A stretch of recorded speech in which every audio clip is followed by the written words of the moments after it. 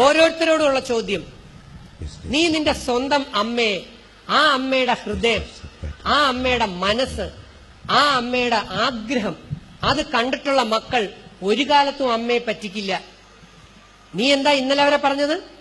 എന്റെ അമ്മ എന്നെ അടിച്ചു, അതുകൊണ്ടാണ് ഞാൻ അവന്റെ കൂടെ ഒളിച്ചോടിയത്. എന്റെ അമ്മ എന്നെ ചീത്ത വിളിച്ചു, അല്ലെങ്കിൽ വഴക്ക് പറഞ്ഞു, അതുകൊണ്ടാണ് ഞാൻ അവിടെ നിർത്ത് ചാടിയത്. നീ നിന്റെ അമ്മയോട് പോയി പറ നിന്നെ 4 തല്ല് തല്ലാൻ. അമ്മയ്ക്ക് നിന്നെ അല്ലാതെ പിന്നെ ആരടി ചീത്ത വിളിക്കാനുള്ളത്? അയൽവക്കത്തെ പെമ്പിള്ളരെ വിളിച്ച് ചീത്ത വിളിക്കാൻ പറ്റുമോ? നിന്റെ അമ്മയുടെ എല്ലാമാണ് നീ. അത് തിരിച്ചറിഞ്ഞിടാത്ത നിനക്കെങ്ങനെ നിനക്ക് നല്ല മക്കളുണ്ടാകും? നിന്റെ അമ്മ നിന്നെ 1 വയസ്സിൽ എങ്ങനെയാണ് നോക്കിയെന്നറിയാമോ?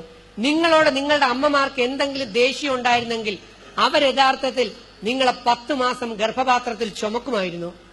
ആ നിങ്ങളെ ഗർഭപാത്രത്തിൽ ചുമന്നുകൊണ്ട് നടന്നപ്പോ നിന്റെ അമ്മയ്ക്ക് ഇരിക്കാൻ പറ്റിയിട്ടില്ല, അറിയാമോ? നേരെ കിടന്നിട്ടില്ല, നേരെ ഇരുന്നിട്ടില്ല, നേരെ ഒരു ആഹാരം കഴിച്ചിട്ടില്ല.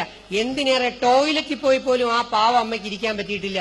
ഞാൻ ഇടയ്ക്കിടയ്ക്ക് എന്റെ അമ്മ അനുഭവിച്ച അസ്വസ്ഥതകൾ ഞാൻ ആലോചിക്കാറുണ്ട്. ആലോചിക്കണം, അത് അനുഭവിച്ച് തന്നെ പഠിക്കണമെന്നില്ല. ആ അമ്മ നെഞ്ചിലിട്ടാണ് നമ്മളെ ഓരോരുത്തരെ വളർത്തിയത്. ആ നെഞ്ചിലിട്ട് വളർത്തിയ അമ്മയെ ചതിക്കാനും പറ്റിക്കാനും കഴിയുന്ന പെണ്ണിനെ അല്ലെങ്കിൽ പെൺകുട്ടികളെ ദൈവം വിടുവോ മോളെ? ഇല്ല. നിങ്ങളുടെ അമ്മയെ ഞാൻ കാണിച്ചു തരാം. ഈ ഇരിക്കുന്ന ഓരോരുത്തരുടെയും അമ്മമാരെ ഞാൻ കാണിച്ചു തരാം. നിങ്ങളെ എങ്ങനെയാണ് ആ അമ്മ 2 വയസ്സിലും 4 വയസ്സിലും 1-ാം ക്ലാസ്സിലും 2-ാം ക്ലാസ്സിലും ഒക്കെ നിങ്ങളെ നോക്കിയതെന്ന്. നീ പറഞ്ഞെന്താ? നിന്റെ അമ്മയ്ക്ക് നിന്നോട് സ്നേഹമില്ല എന്നല്ലേ? ഇതല്ലേ നിങ്ങൾ കൂട്ടുകാരികളോട് പറയുന്നത്? എന്റെ അമ്മയ്ക്ക് എന്നോട് സ്നേഹമില്ല ചേട്ടാ.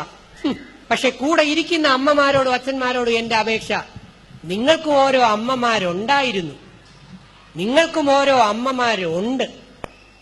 ആ അമ്മമാരും ഇപ്പൊ ജീവിച്ചിരിപ്പുണ്ടെങ്കിൽ, ഇല്ലെങ്കിൽ നിങ്ങളെ ശപിച്ചുകൊണ്ടാണ് മരിച്ചു പോയിട്ടുള്ളതെങ്കിൽ, ഒരമ്മയുടെ ശാപം ഒരു വീടിന്റെ അടിത്തറയിളക്കും. മറക്കണ്ട എന്റെ സഹോദരങ്ങളെ. നിങ്ങൾ ഏത് പാർട്ടിയായാലും ഏത് മതമായാലും എനിക്കൊന്നുമില്ല.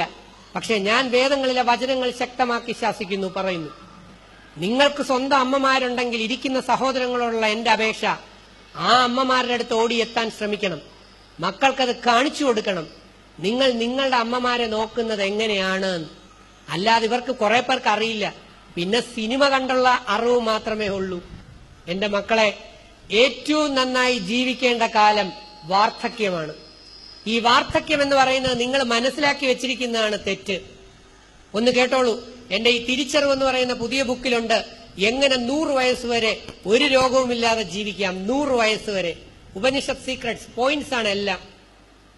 യഥാർത്ഥ വിദ്യാർത്ഥി ജീവിതകാലം എത്ര വർഷമാണ്? 25 വർഷക്കാലം. പക്ഷെ പഠിക്കാൻ നിങ്ങൾ തയ്യാറാകുന്നില്ല. നിങ്ങളുടെ ടീച്ചറിനോട് ചോദിച്ചു നോക്കൂ. 25 വയസ്സുള്ള കുട്ടി MSc, MPhil, PhD എടുത്തിരിക്കും. അവൾ 26-ാമത്തെ വയസ്സിൽ 25-ൽ കോളേജ് ലെക്ചററായിട്ട് കയറിയിരിക്കും. UGC ശമ്പളം മാസം 1 ലക്ഷം വെച്ച് വാങ്ങിച്ചിരിക്കും. 50